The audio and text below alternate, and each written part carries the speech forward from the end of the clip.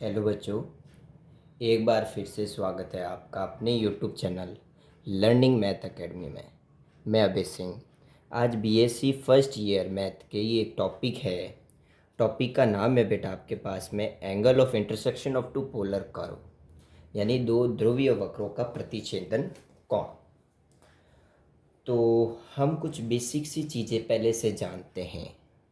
क्या जानते हैं बेटा कि देखो, ये पॉइंट जो ओ है ये मेरा क्या है, ओरिजिन है, यानी मूल बिंदु है। ज़्यादा वीडियो को लंबी नहीं बनाऊंगा, शॉर्ट में सारी चीज़ें समझाता हूँ क्योंकि पहले बता रखी है।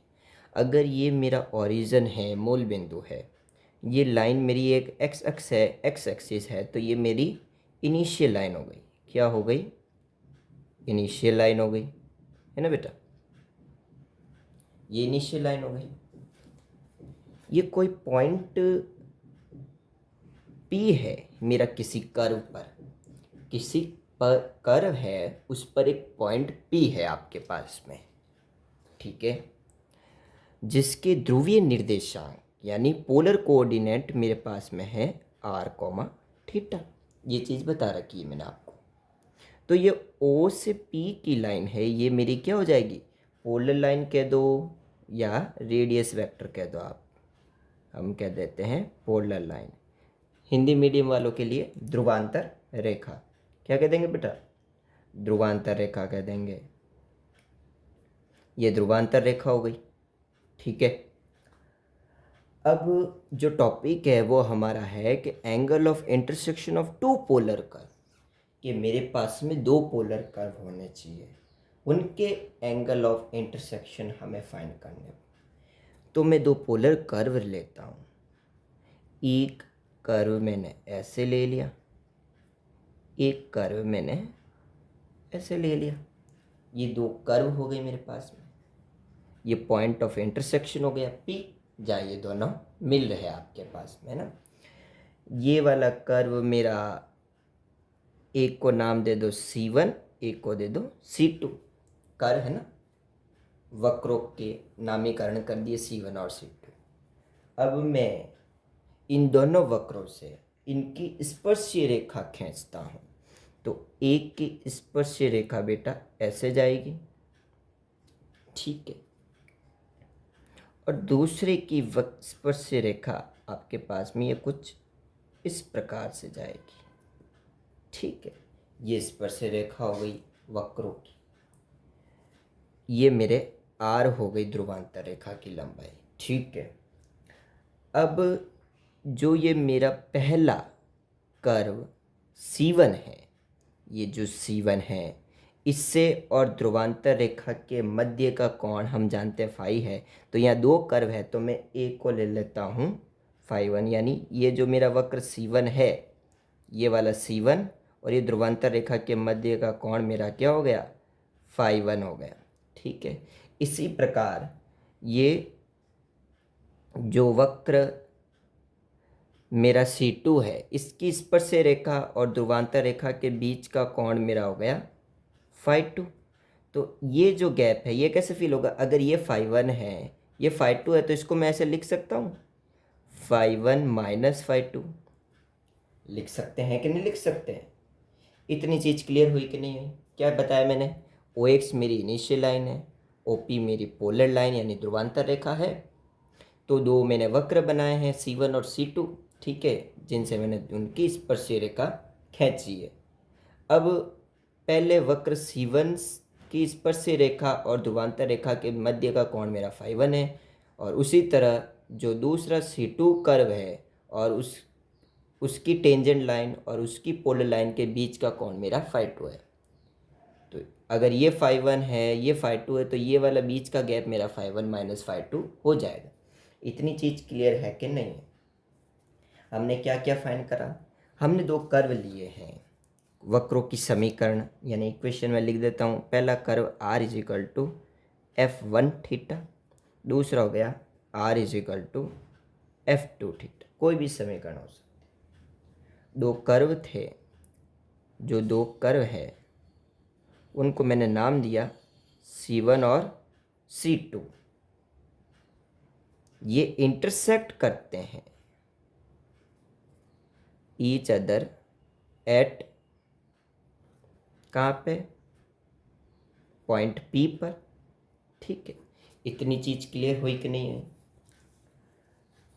अब हमने क्या करा, इतनी चीज़ पता थी तो हमने ड्रॉ, हमने क्या करी, टेंजेंट लाइन ऑफ गिवन कर कहाँ पे, एट पॉइंट ऑफ इंटरसेक्शन, प्रतिच्छेदन बिंदुओं पर हमने ये ज्ञात करा। हमने क्या देखा कि जो P है वो बनाता है एंगल φ1 एंड φ2 रेस्पेक्टिवली। किन के साथ, दोनों वक्रों के साथ ये जो है φ1 और φ2 कर्व बनाता है। क्या, φ1 और φ2 कौन बनाता है, एंगल बनाता है।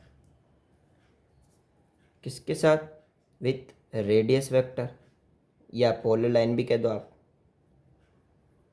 OP। ठीक है, वही चीज़ है सिंपली।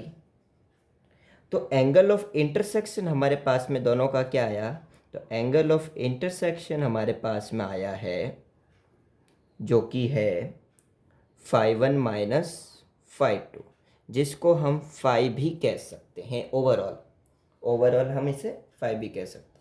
अगर मैं बोथ साइड टेन थीटा लगाता हूँ तो tan phi is equal to tan φ1 minus φ2। अब हम एक आइडेंटिटी जानते हैं। हम क्या जानते हैं बेटा, कि tan A माइनस V, इसका फॉर्मूला होता है tan A minus tan B upon 1 plus tan A tan B का प्रोडक्ट। ये चीज़ हम जानते हैं। ठीक है, तो इसको ही फर्दर आके मैं लेट कर लेता हूँ कि लेट जो tan है वो मेरा L1 है और tan B है वो मेरा L2 है। तो मैं ऐसे लिख सकता हूँ tan phi is equal to L1 minus L2 upon 1 plus L1 L2। ठीक है, ये चीज़ मैं लिख सकता हूँ और इसको आगे डिफाइन कर सकता हूँ। तो फाई मेरे पास में आ जाएगा tan इनवर्स, ये tan इधर आएगा तो tan इनवर्स हो जाएगा, tan inverse L1 minus L2 upon 1 plus L1 L2। तो ये है बेटा angle of intersection of two polar curve के दो ध्रुवीय वक्र आते हैं ना, उनके प्रतिच्छेदन कोण हम ऐसे ज्ञात करते हैं। ठीक है, जिसमें मैंने tan और tan B की दोनों की वैल्यू बात कर दी। अगर बात करता हूँ कंडीशन ऑफ ऑर्थोगोनैलिटी,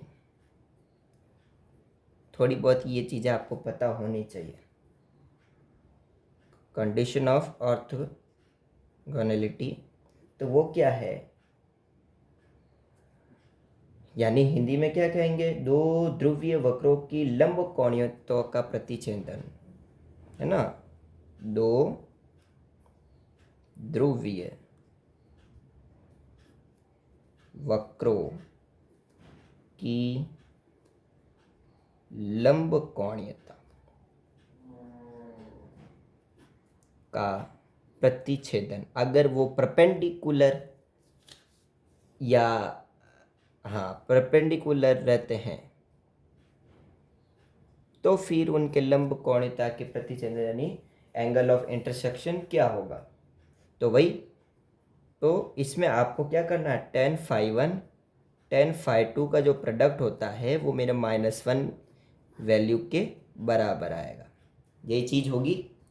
और हम लिख सकते हैं L1 L2 is equal to -1।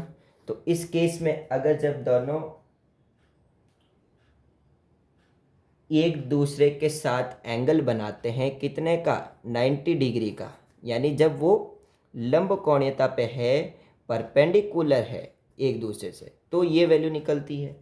और अगर यही इनका एंगल 0 निकलता है, अगर फाई इज इक्वल टू मेरे पास में क्या हो, 0, तो इनकी वैल्यू हो जाएगी tan φ1 is equal to tan φ2, है ना।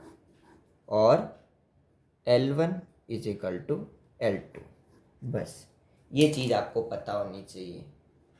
धन्यवाद।